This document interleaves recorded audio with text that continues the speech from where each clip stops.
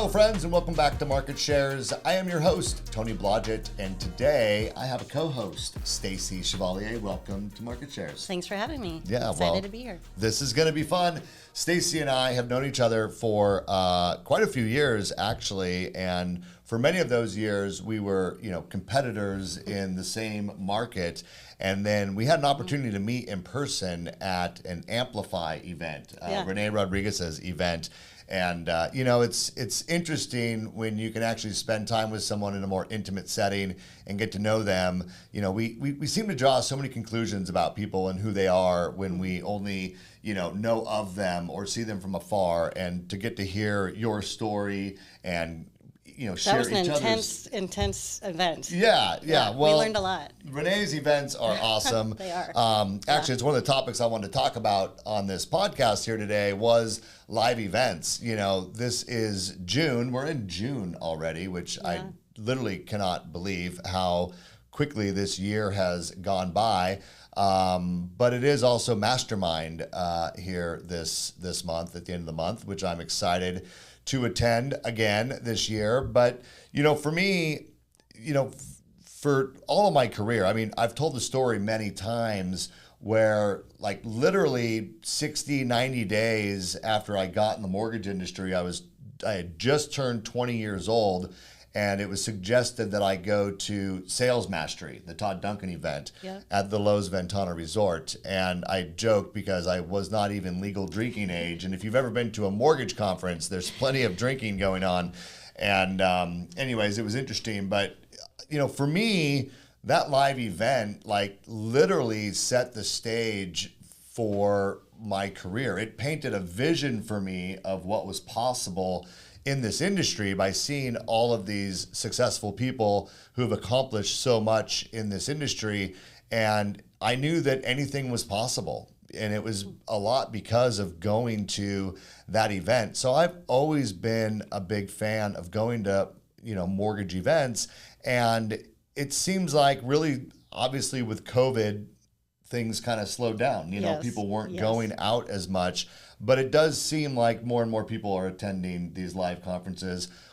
Stacey, what's your take on, have you been to lots of conferences? What's your take on them? I think they're great. And I think as long as you put yourself out there and you're authentic and you're having the right conversations, you're at least in the right spot. So take advantage of it and have those conversations.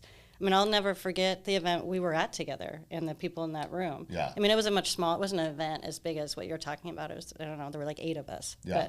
But yeah, that will always stick with me. But yeah, we definitely got to get back out there. It's my favorite thing to do is meet people face to face. Yeah. I don't think you can go to an Amplify event, like a real, not Renee's big event, but a true Amplify event. Usually it's, around 10 people. I don't think you can go to one of those and someone isn't shedding a tear at some point. It's a very emotional experience, and I would argue it was probably the best event I've ever been to.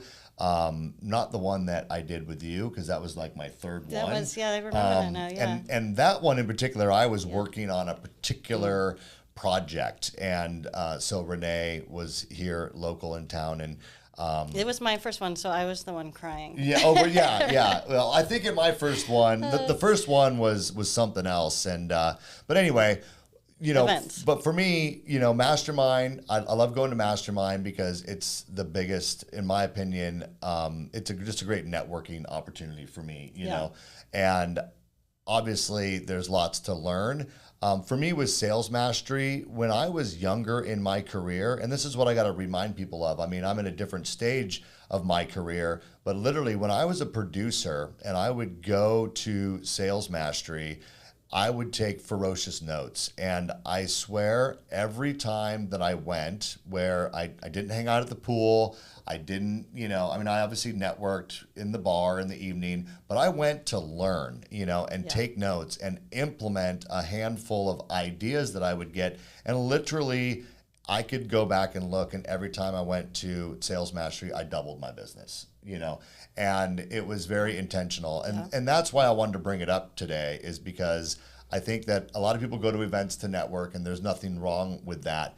But I also think you got to go with intention. And if you do that, I think you can really make leaps and bounds in your business, because this is an industry where nothing is new. Someone else is already doing the thing that you want to do at the level that you want to do it. So learn from them, adopt and swipe and adapt their strategy, and you can be doing the same thing. Matter of fact, you could be on the stage next year giving the presentation if you really put the effort into it. And then the other big event that we've had a lot of people attend is GrowthCon.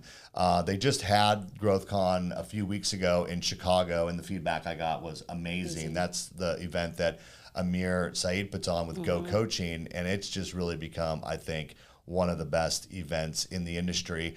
But point being is that I think if you've been shying away from these events really since COVID, we'll say it's the long effect of COVID, right? Like long COVID, people are still maybe just never got back into it. Maybe think about attending an event or two in the next 12 months and really see it as an opportunity. Because here's the other thing, Stacey, that I've noticed, and this has happened more since COVID as well. Like, when I came up in this industry, you were typically in an office full of people. Yes. And you could learn from those people. Even if they weren't your boss, I mean, you were surrounded by it. And going to events like this, you can meet people, you can create your own masterminds, you can get immersed into that environment, which so many people in our industry don't have that environment around them. Yeah.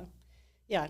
And those are some big events, but what do you think about just the local events? The auction we just went to, or, I mean, every month WNBA is putting things on. Yeah, I'm actually a huge fan of being involved locally. As you mentioned, the Washington Mortgage Bankers Association, we do events 9 months out of the year where we bring in live speakers. We did an auction. I had the great honor of being the auctioneer. If you can imagine me as an auctioneer, I think I did pretty good. You did great. I think, yeah. You did great. It was fun. Just give me a microphone and we have a good time. But no, I think those events are just as important. To me, those are a lot stronger in the networking category. Yeah, that's true. You're not going to learn as much. Yeah, but that's true.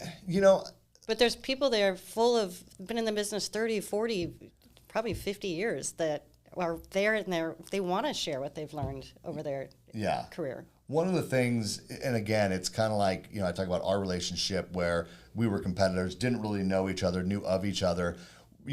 At like the WNBA, there's so many regionals, divisionals, and owners of companies that I have very close relationships with. And I'll tell you, we share ideas with each other at a level that, would never have happened if I wasn't part of the Washington Mortgage Bankers Association and got to build those relationships where there's a level of trust. Yes. Yeah, and you can reach out and you can say, hey, how are you guys handling this, or how are you dealing with that?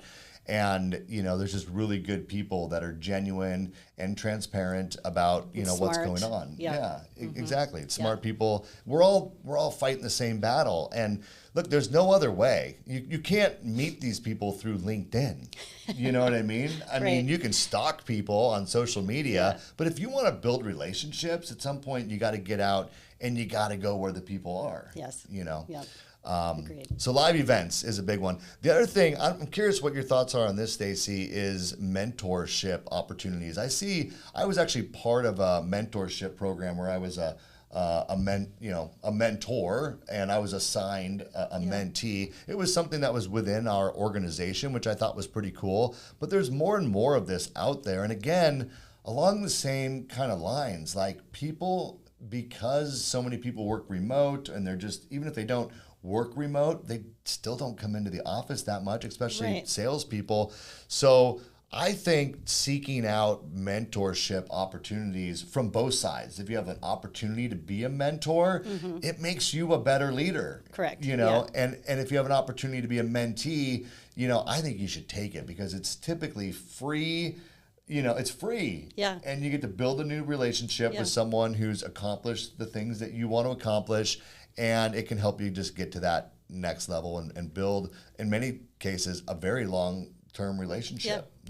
Have you been involved in much mentorship stuff? I have, and I I also help my team in that as well. We have a couple of people that are newer to the business and they're under senior loan officers and they're thriving and they're doing great. And I have a senior LO that's about to join us in a few weeks, and she intentionally wants to come and have me find her people so that she can mentor them. Like, that's the stage she's in now. Like, that's what excites her. She wants to help the next generation of lenders. And so I'm excited about that. And there's so many opportunities that we have here where we can take newer originators, older originators. We always need mentorship through your whole life. So there's a spot for everybody in that. I think you make a good point, is that there's people that are at that stage in their career where they want to give back. Mm-hmm. So there's probably a surplus of people willing to be mentors. Yes. And I know for certain there is younger, newer people into our industry who probably don't even know that they need mentorship, and could really benefit from it. And I just think that the way that mortgage branches are built today, so many of our branch managers, I think they do a good job at mentorship, but many of them are super busy. It's one of the toughest jobs in our industry, is being a producing, many of them manager. Top producing, branch manager. So often people don't get enough immersive kind of mentorship. Again, it was something that I think happened naturally in the 90s and 2000s when people were more in their branches, and I just feel like we've gone away from it. So I encourage people strongly to reach out. I've even had people reach out to me and say, would you consider mentoring me? And I got a busy schedule, so I can't take a bunch of people on. But oftentimes I'll be like, yeah, let's set up a series of calls over, 6 months. Let's do a call a week for 6. I'll commit to that, Mm-hmm. And so some people just aren't afraid to ask. And I think that, if it's something that you feel could take your business to the next level, I think, seeking out mentorship opportunities, or if your company presents them, don't hold back. I think that it's a missed opportunity, and it's, like I said, it's usually free. So I've always said to my people, if you think you don't need a mentor, you're the person that needs it. Right.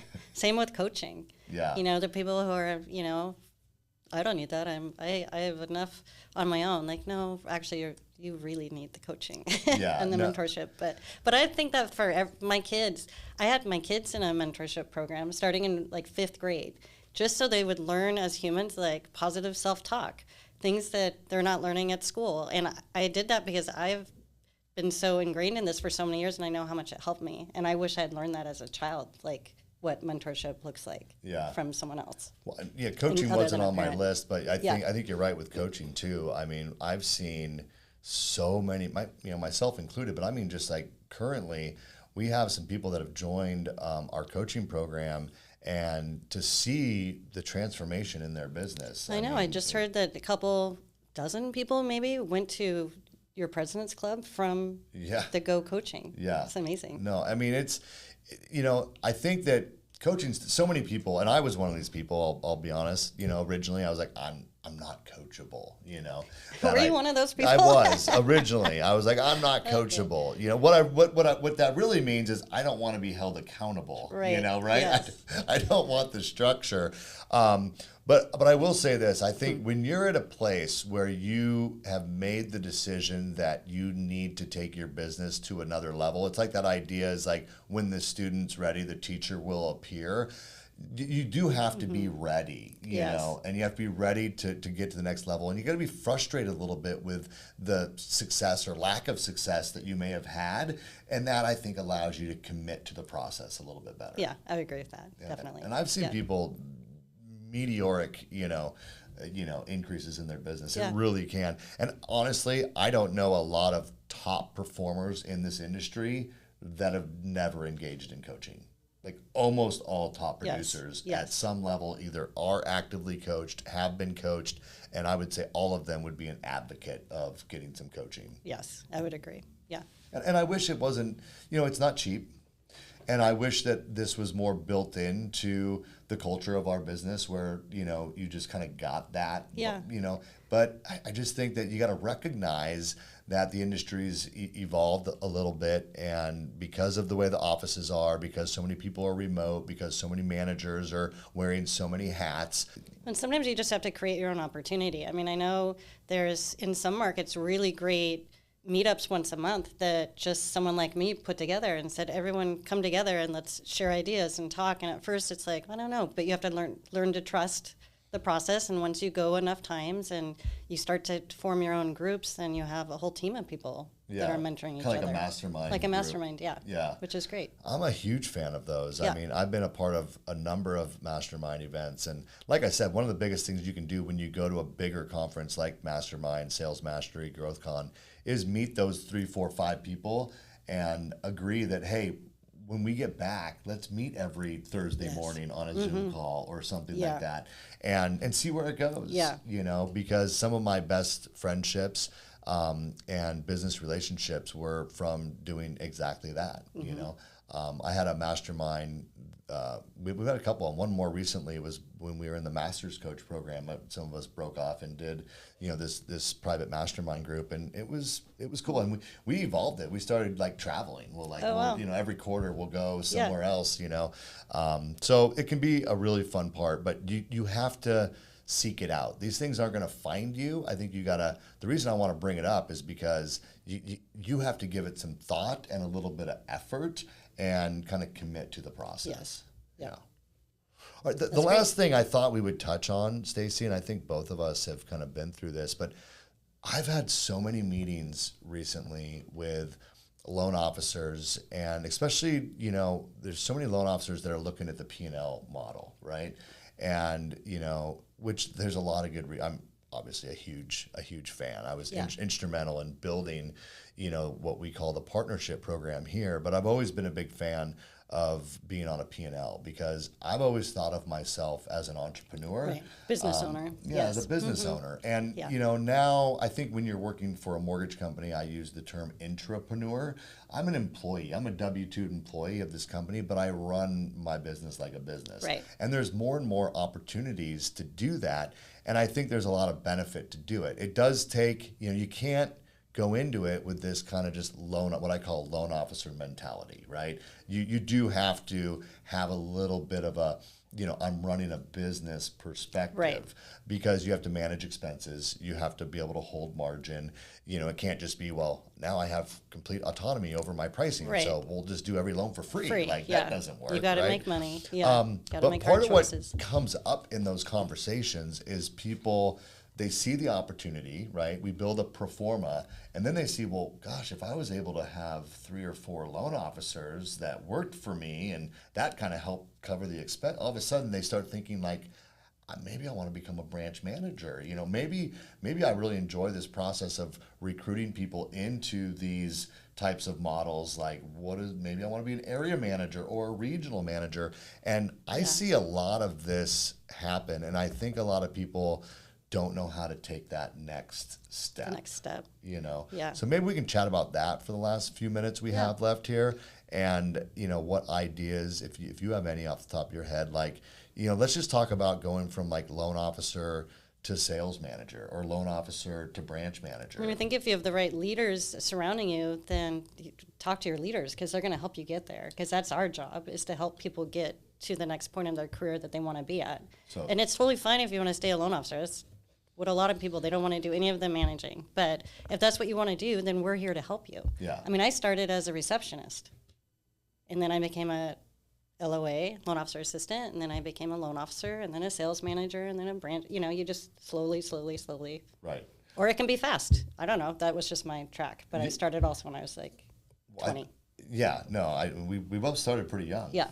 I think the first thing you said there, and I tell people this all the time, like, I've never got a raise or a promotion that I didn't ask for. Like you got to raise your hand and tell hand. somebody, you know? So I think step Yeah. one, if you're a loan officer and you want to become a sales manager or a branch manager, let's say, the first thing you got to do is talk about it, you know, and hopefully you have leadership around you where you can share that and they can, you know, Or if you're watching this and you're like, actually, I would like to be in a partnership. Like, I think that's my next step. Like, we're happy to talk to you about that and what that would look like at New American. What I like about New American is that you call it a partnership, because I have worked at different companies with the P&L model and retail, and everywhere I've been, the P&L is very separate, and they don't get the support of, you know, what maybe the rest of the company gets, but it's a true partnership here, which like is amazing. Yeah. And a name says it all, and you partner with Tony and with me and whoever else is surrounding you. Yeah. It's amazing. Yeah, no, I agree. I mean, I think that there's a couple ways of doing, you know, P&L branches and partnership branches, as we call it, and some are kind of this separate channel, and some are like ours, really integrated with our traditional retail. It's just a slightly different model. So if you are looking to go from loan officer to branch manager, step one, you got to make that determination that you want to do that and raise your hand and let someone know, and then you have to talk about it. But one thing you said, Stacey, is not everyone wants to make that move. I just want to point out here that, and I'll use a traditional branch manager as an example. Let's say that you're a loan officer and you make, let's just say, for instance, you make 100 basis points on a loan. And let's say as a branch manager, you make, say, 10 basis points on a loan. The thing that's important to understand is that you need somebody else to do 10 transactions, right? And maybe it's 2 people doing 5 each, maybe it's 5 people doing 2 each, but you need 10 transactions to make up for the compensation you would have earned on one of your own transactions. Yeah. Like, you got to let that sink in for a second, because the big sacrifice of leadership is that eventually the personal production is going to be impacted, and it's probably going to be pretty significantly impacted in the beginning, because you have to put so much effort into becoming that branch manager, right? Whether it's recruiting that first loan officer, spending time with them, you know, et cetera, dealing with those challenges. So you got to be really serious with yourself and say, is it worth it? You know, can I attract loan officers, you know, and am I passionate enough about leadership that I'm willing to spend a little bit less time doing my production, knowing that for every one deal that you can't do yourself, you need someone else to do 10 to replace that income. Now, sometimes the economics can be a little better than that, you know, but that's I always told people 7, you know, it's like 7. You need about 7 deals to replace every one that you lose. So this is the other big thing I tell people when they bring this up is, let's first make sure that you understand the economics of the arrangement, because it's not always all it's cracked up to be. I always say the higher you go, the less bips you're going to make. 100%. And, you know, arguably as well you should, right? I mean, the farther you get removed from the transaction, the less that you're going to make. You know, I always told people, like, as a regional manager, like, let this sink in for a second. If you want to be a successful non-producing regional manager, in my opinion, you need to be able to fund about $40 million a month in production. I agree. So you need to kind of model out. I've always said 50, but 50, we're close. Yeah, call it 40, 50. It depends on what you want your income to be, I suppose. But, you know, you got to really wrap your head around that, because a lot of people, you know, I mean, that's 4 $10 million branches, or 5 $10 million branches, or it's 10 $5 million branches. I mean, this is a lot of people.